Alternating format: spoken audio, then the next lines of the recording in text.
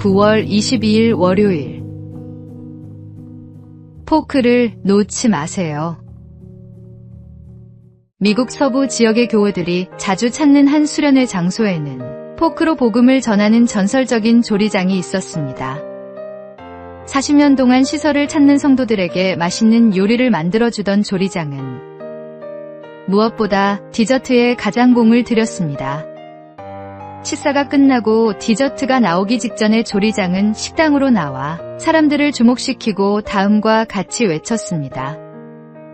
여러분, 아직 포크를 내려놓지 마세요. 가장 맛있는 요리인 디저트가 아직 나오지 않았습니다. 우리에게 가장 큰 기쁨과 행복이 될 천국이 아직 오지 않은 것과 같이요.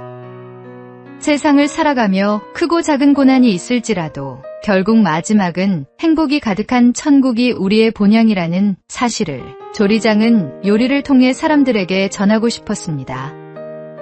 이 조리장의 이름은 전해지지 않지만 40년 동안 포크를 놓지 말라며 복음을 전한 조리장의 이야기만큼은 지금도 전설처럼 전해지고 있습니다. 조리장의 유언은 손에 포크를 쥔 채로 관에 넣어달라는 것이었습니다. 조리장이 준비한 디저트처럼 자신의 삶도 마침내 기쁨이 가득한 본향으로 떠난 것이라는 사실을 마지막까지 전하고 싶었기 때문입니다. 오늘의 말씀. 내 아버지 집에 거할 곳이 많도다. 그렇지 않으면 너희에게 일렀으리라. 내가 너희를 위하여 거처를 예비하러 가노니. 오늘의 만나. 이 땅의 삶은 천국을 향한 여정입니다. 영원한 본향을 바라보며 오늘도 소망 가운데 살아가십시오.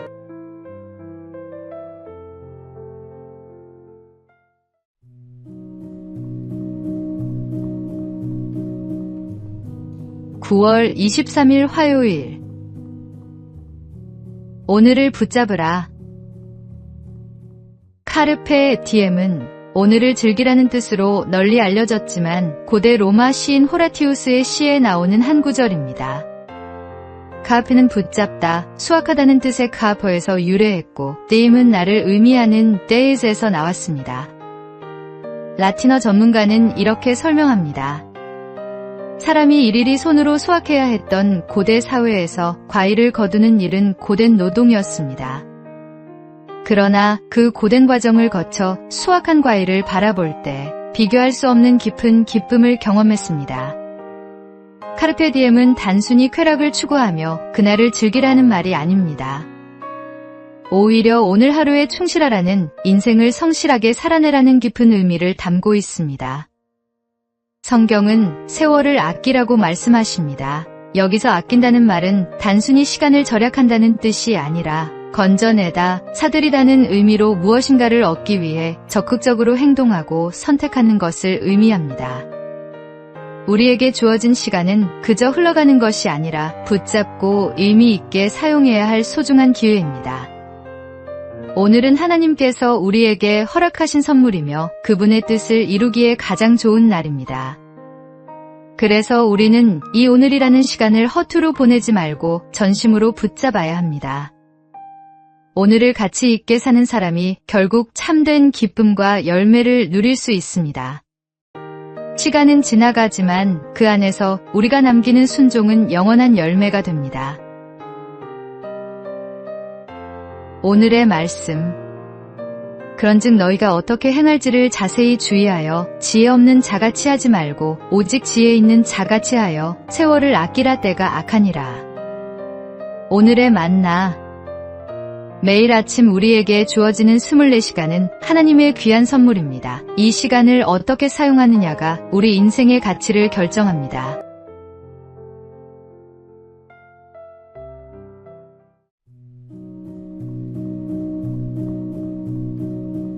(9월 24일) 수요일. 은혜에 익숙해지지 않도록. 미우라 아야코가 쓴 소설 빙점은 지금까지 출판된 일본 소설 중에서 가장 많은 언어로 번역된 책이라고 합니다.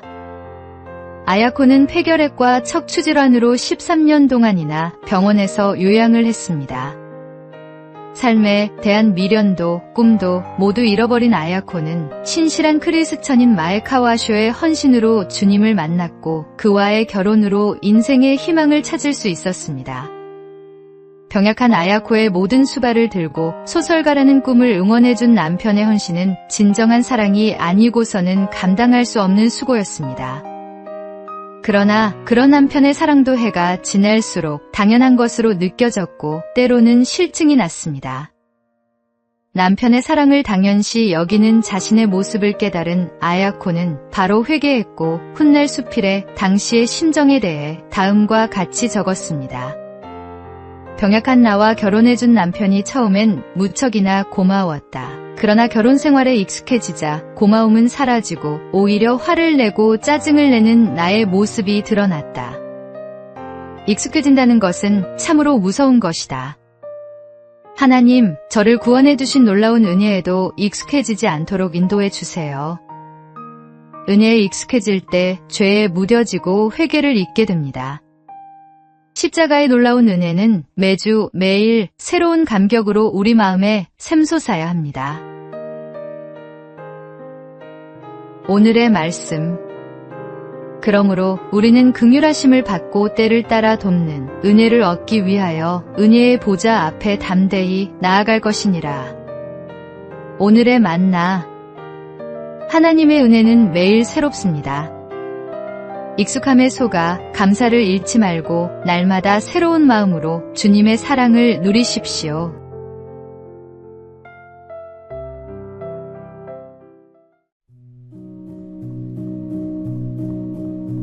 (9월 25일) 목요일. 혀의 두 얼굴. 옛날 어떤 왕이 궁중의 광대 둘에게 명령했습니다. 한 광대에게는 세상에서 가장 선한 것을, 다른 광대에게는 가장 악한 것을 찾아오라고 했습니다. 얼마 후 두 광대가 상자를 들고 돌아왔는데 놀랍게도 두 상자 안에는 모두 큼지막한 혀가 들어있었습니다.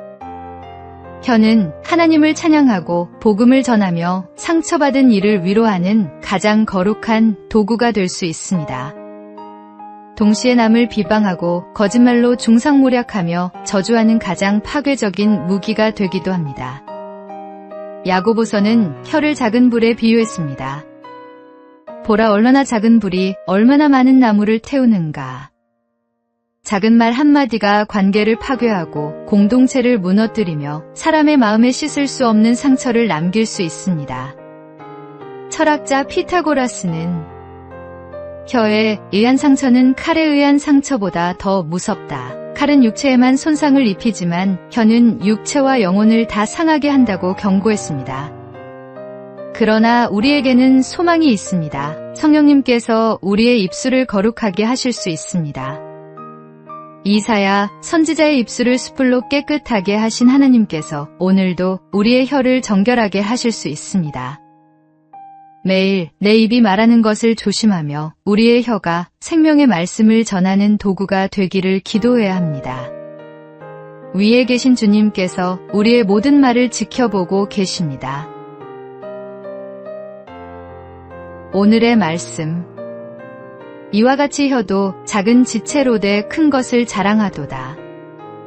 보라, 얼마나 작은 불이 얼마나 많은 나무를 태우는가. 오늘의 만나. 우리의 혀는 생명과 죽음의 권세를 가진 소중한 도구입니다.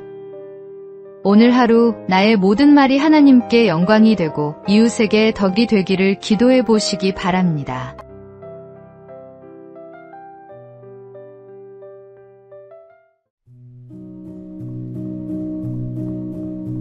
(9월 26일) 금요일. 은혜의 물살을 따라. 필리핀 마닐라에는 팍상한 폭포라는 유명한 관광지가 있습니다.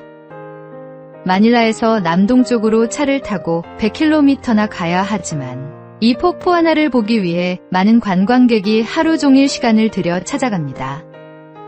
팍상한 폭포를 보려면 강 하류에서 보트를 타고 올라가야 합니다. 사람의 때가 묻지 않은 원시림을 지나야 팍상한 폭포를 만날 수 있는데 길도 제대로 나 있지 않아 강을 거슬러 올라가야 합니다. 일반인이 노를 저어서는 도저히 나아갈 수 없기 때문에 보트 하나당 숙련된 사공 2명이 올라타 노를 젓습니다. 사람 1명을 옮기기 위해 2명의 사공이 필요한 것입니다. 목적지에 도착하기 위해 사공은 땀을 뻘뻘 흘리며 한시도 쉬지 않고 노를 젓습니다. 관광객들의 말을 들어보면 가만히 앉아서 보기가 미안할 정도라고 합니다. 그러나 폭포를 감상하고 다시 마을로 내려갈 때는 거의 노를 젓지 않아도 된다고 합니다. 물살을 그대로 따라 내려가기 때문에 노를 젓지 않아도 올라갈 때 걸리는 시간보다 훨씬 더 빨리 도착하기 때문입니다. 신앙생활이 힘들게 느껴진다면 혹시 은혜의 물살을 거슬러 살고 있지 않은지 돌이켜 보십시오. 최고의 선장이신 주님께 우리 인생의 방향을 맡기고 은혜의 물살을 거스르지 말고 가만히 따라가십시오. 오늘의 말씀. 내가 여호와를 항상 내 앞에 모심이여 그가 나의 오른쪽에 계심으로 내가 흔들리지 아니하리로다. 오늘의 만나. 하나님의 인도하심을 따라 살 때 삶이 평안해집니다. 내 뜻을 고집하지 말고 주님의 인도를 받는 순종의 삶을 살아가십시오.